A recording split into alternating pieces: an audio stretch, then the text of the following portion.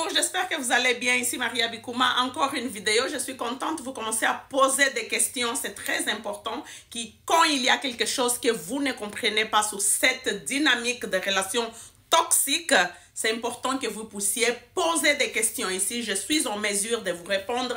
Je le ferai du mieux que je peux. Donc, si tu ne me suis pas encore, s'il te plaît, suis-moi ici.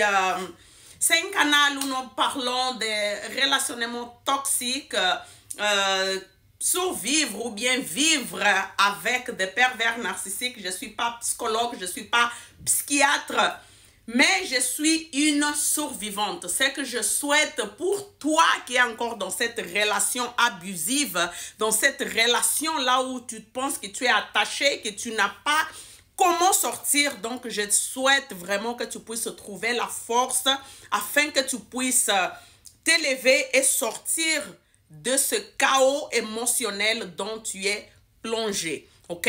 La question qui m'a été posée, c'est pourquoi que la personne qui se retrouve dans une relation toxique, elle ne sort tout simplement pas si la relation est tellement mauvaise que ça. Pourquoi donc elle ne sort pas? Il faut que vous puissiez comprendre qu'au départ, quand on rentre dans une relation toxique, ce n'est pas que dès que la personne, elle rentre dans ta vie, elle commence à te maltraiter, elle commence... Non, c'est pas comme ça. Il te fait d'abord ce qu'on appelle les bombardements d'amour, ok?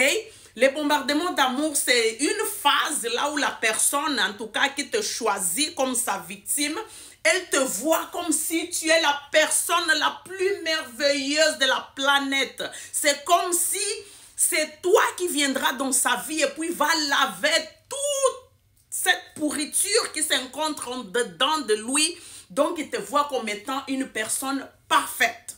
Parce qu'avec les pervers narcissiques, malheureusement, pour eux, c'est la vie où les gens, ils sont blancs ou noirs. Il n'y a pas d'autre nuance. Ou bien tu es merveilleux, tu es la personne la plus spectaculaire qu'ils ont connue dans toute leur vie, ou bien tu es, en tout cas, la personne la plus abominable de la planète. Il n'y a pas entre les deux, il n'y a pas comme, en tout cas, il n'y a pas d'équilibre.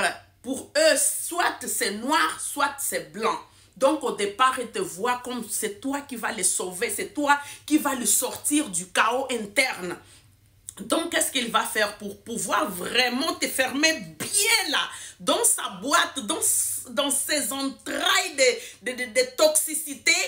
Il te donne d'abord beaucoup d'amour, beaucoup de tendresse, beaucoup d'attention, beaucoup de temps, beaucoup... En tout cas, c'est cette personne qui va être là au départ qui tu vas te dire, mais mon amour, tu étais où? Pourquoi je ne t'ai pas trouvé avant? Eh Dieu, après que j'ai tellement souffert, toi, tu étais où? Attention, c'est un piège.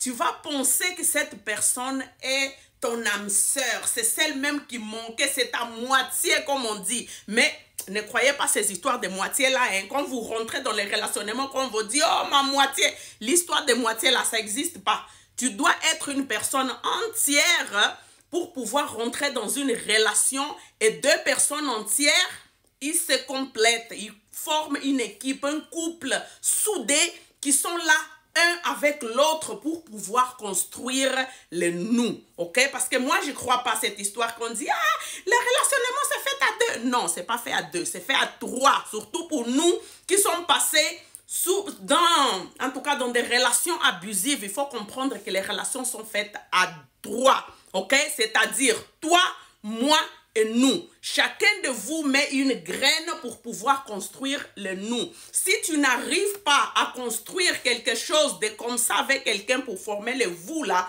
que la personne est juste elle, run. Ok? Run away. Vraiment court. Ok? Parce que c'est pas une relation réciproque, donc il faut pas rester. On va retourner à notre sujet. Je suis en train de me perdre là. Ok? C'est pas toujours les chaos, parce qu'au départ, quand tu rentres, tu te dis non, c'est une personne merveilleuse, ok? Plus tard, quand elle se rend compte qu'en tout cas, tu n'es pas toute cette perfection qu'il a regardée dans toi, et puis qu'il voit que non, tu as des défauts, tu es capable de réfléchir, tu es capable de prendre tes propres décisions, tu es capable de ne pas l'obéir, là, hey, c'est là que la jalousie, la colère, la frustration du pervers narcissique commence à se montrer. Pourquoi? Parce qu'il commence à se rendre compte que tu es une personne à part. Tu es capable de vivre toute seule. Tu es capable d'être autonome de lui et c'est vraiment pas ça qu'il veut. Donc pour lui, il faut vraiment qu'il trouve un moyen, une façon de t'effacer. Voilà. Tu vois, quand tu es avec un pervers narcissique, ils ont des émotions instables.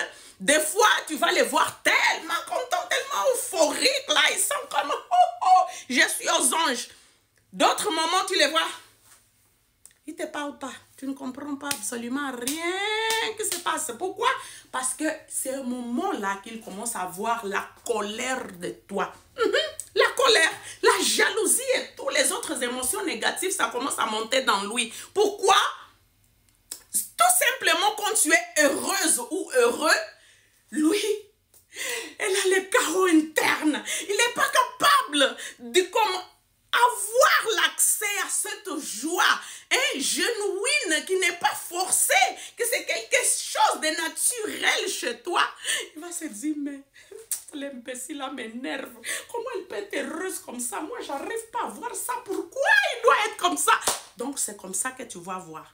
Dans les moments de chaos là, il y a aussi des bons moments. Tu comprends? Quand tu es heureuse, lui, il n'est pas content. Tu portes quelque chose qu'il trouve qui te met en avantage. Et puis que tu sors peut-être avec lui. Et puis des gens te font des éloges. Ça l'énerve. Tu comprends?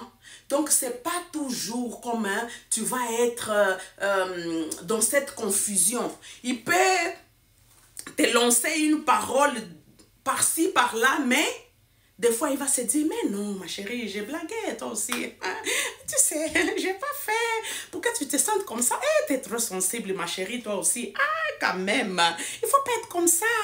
Tu vois? Donc, quand c'est la confusion dont tu vas commencer à effacer ce que tu aimes, les personnes que tu aimes fréquenter, les endroits que tu aimes aller, tout ça, il va commencer à effacer petit à petit, sans même que tu puisses te rendre compte. Et comme au départ, c'est le prince charmant ou bien la princesse qu'elle t'a montré être, tu vas dire, ah, mais peut-être là, la personne, elle était tellement bonne avec moi. Donc, le problème là, c'est moi. Parce qu'au départ, là, cette personne, elle n'était pas comme ça.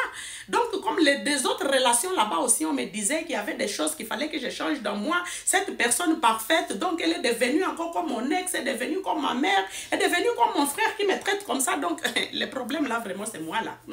C'est pas possible. Qu'est-ce que tu vas faire? Tu vas commencer à faire de la façon qu'il veut pour pouvoir lui plaire. Tu comprends? C'est pourquoi que des fois tu sors pas, parce que jusqu'au moment que toi tu viens comprendre que le problème c'est pas toi, tu es déjà au fond du tunnel. Là, le noir absolu, là où ça se trouve, toute la saleté, là où tu es caché pour pouvoir sortir de là, c'est pas du tout facile.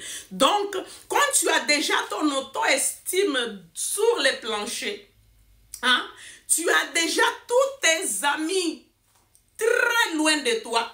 Quand tu te retrouves vraiment comme tu sais plus où mettre de la tête, la confusion totale. Tu essayes de comprendre une situation que des fois, ce n'est même pas facile à comprendre parce que le pervers est toujours là, te donner plein d'informations, Tu n'as pas le temps de processer quoi que ce soit.